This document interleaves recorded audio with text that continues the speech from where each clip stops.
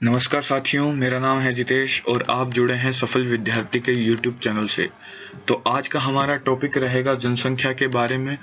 तो हम जुड़ेंगे जनसंख्या से जुड़े कुछ मुद्दे कि भारत जनसंख्या के कौन से नंबर पे है और जनसंख्या के लाभ के बारे में जानेंगे, जनसंख्या की चुनौतियों के बारे में जानेंगे और जनसंख्या से जुड़े एक लास्ट में हमारा प्यारा सा क्वेश्चन होगा।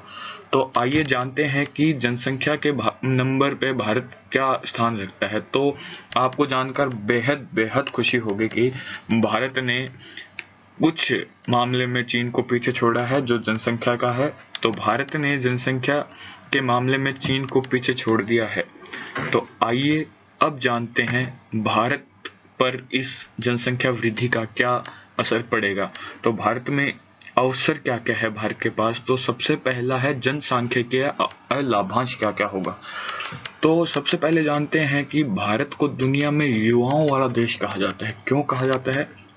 क्योंकि भारत में 68% आबादी युवाओं की है, यानी कि 15 से 69 वर्ष के बीच में जो आयु वाले लोग हैं वो 68% है एवं काम करने के लिए सक्षम है। यही सबसे बड़ा युवा आबादी वाला देश कहा जाता है क्योंकि ये काम करने के लिए सक्षम है।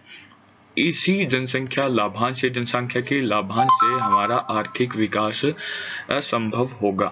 आर्थिक विकास कैसे संभव होगा? जितनी ज्यादा जनसंख्या होगी उतना ही ये जनसंख्या काम करेगी, हमारी जीडीपी पर असर डालेगी और जीडीपी को वर्ष 2025 तक $5 ट्रिलियन तक करने में सक्षम होगी, जो भारत में भारत का सपना है आत्मनिर्भर योजना के तहत। और आइए जान लेते हैं कि जनसंख्या वृद्धि से अपने को तो फायदा है, भारत देश को फायदा है, परंतु जो समस्या यह सामने आ रही है कि जितने भी विकसित देश है उनकी लगभग आबादी वृद्ध होते चली जा रही है, जिससे मतलब निकलता है कि उनमें युवा आबादी खत्म होती जा रही है। तो उससे क्या फर्क पड़ेगा? एक तो आर्थिक विकास कम होगा और काम करने में असक्षम है उनकी वृद्ध आबादी, तभी भारत और अन्य देशों से युवा आबादी विकसित देश से मंगवाती है। आपको जानकर यह भी खुशी होगी कि जितने भी बढ़िया कंपनियां हैं जैसे माइक्रोसॉफ्ट हो गई और भी हो गई, उनमें सभी के सीईओ भारतीय ही है। ये दर्शाता है ब्रेन ड्रेन को। तो आइए जानते हैं दूसरा दूसरा अवसर क्या होगा। नवाचारों व्यवसायों को आकर्षित करने में मदद मिलेगी। अब जानते हैं कि बढ़ती आबादी उपभोक्ता बाजार को आकर्षित करेगी। उपभोक्ता बाजार क्या है दोस्तों?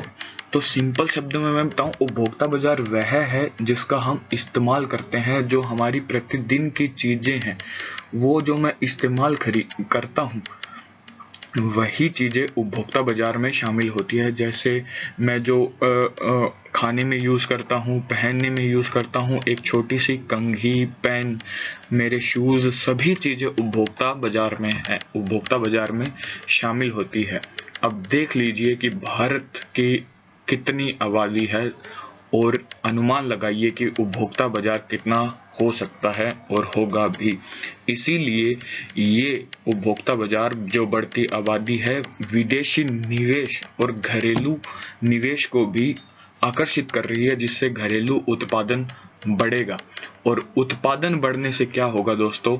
रोजगार बढ़ेगा, रोजगार से निवेश बढ़ेगा, निवेश से उत्पादन होगा और आय बढ़ेगी और रोजगार, ये चक्कर चलता रहेगा। भारत विविधतापूर्ण देश है। आप तो सभी जानते हैं कि नॉर्थ से साउथ, वेस्ट से ईस्ट, सभी संस्कृति कल्चर अलग अलग है। तो नवाचार बढ़ेगा भारत में, नवाचार के स्रोत के केंद्र बढ़ेंगे। आपको यह भी पता होगा कि भारत में जो स्टार्टअप कल्चर है वह कितना सफलतापूर्वक सिद्ध हो रहा है। तो स्टार्टअप कल्चर होगा जिससे कि अनुसंधान और नवाचार के केंद्र विकसित होंगे भारत में।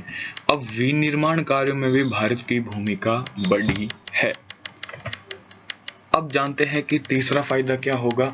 सुरक्षा परिषद। सुरक्षा परिषद क्या है? सुरक्षा परिषद में स्थायी सदस्यता मिलेगी भारत को, मिल सकने की संभावना है। हाँ जी दोस्तों, सुरक्षा परिषद क्या है? सुरक्षा परिषद यूएनओ, यूनाइटेड नेशन ऑर्गेनाइजेशन की एक पार्ट है, एक बॉडी है सुरक्षा परिषद, जिसमें 5 सदस्य होते हैं स्थायी और 10 सदस्य होते हैं अस्थायी। जो 10 सदस्य होते हैं वो प्रत्येक 2 साल में बदलते रहते हैं। अब सुरक्षा परिषद देश विदेश के मामलों में, अशांति जो होती है, युद्ध होते हैं, उनमें जो देश की अर्थव्यवस्थाएं होती है उनके बारे में फैसले लेती है, उनके बारे में योजनाएं बनाती है, क्या होना चाहिए और क्या नहीं होना चाहिए। तो भारत अभी इस सुरक्षा परिषद में अस्थायी सदस्यों में है, न कि स्थायी सदस्यों में। स्थायी सदस्यों के पास क्या होता है? एक वीटो पावर होती है।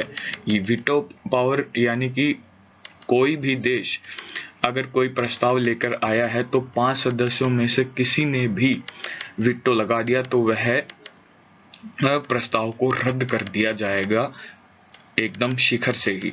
इसलिए भारत इस सुरक्षा परिषद का सदस्य होना चाहता है जनसंख्या को लेकर, जो चीन इसके सबसे आड़े आ रहा है। तो भारत की जनसंख्या सुरक्षा परिषद में इसे स्थायी सदस्यता दिलाने में बेहद कारगर साबित होगी। अब जानते हैं जनसंख्या वृद्धि की चुनौतियां क्या क्या होगी। तो अब आप सभी जानते हैं कि भारत विकासशील देश है, जिसमें कि गरीबी, बेरोजगारी, ये आधारभूत अवसंरचनाओं की असुविधा हमारे पास है।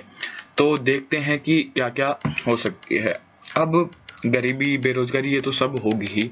उदाहरण के लिए आपको समझाऊं कि जब सिविल यूपीएससी सिविल सेवा का एग्जाम कंडक्ट करवाती है तो लगभग 700 पद निकालती है। 700 पद के लिए लाखों फॉर्म भरे जाते हैं। तो आप स्वतः ही समझ सकते हैं कि 700 पद पर लाखों फॉर्म भरे जा रहे हैं सिविल सेवा के एग्जाम के लिए। तो आप बेरोजगारी का समझ सकते हैं स्तर क्या है। अब देखते हैं गरीब श्रम बल की भागीदारी। गरीब श्रम की भागीदारी क्या है? आप कि भारत की जनसंख्या विशेष रूप से महिलाओं की श्रम बल भागीदारी में कमी है। इसका मतलब क्या हुआ कि आप देखते हैं कि भारत में लगभग 50% तक महिलाएं हैं, उनमें से बहुत ही कम श्रम बल में भागीदारी है, जिसका सीधा फर्क हमारी जीडीपी में पड़ता है।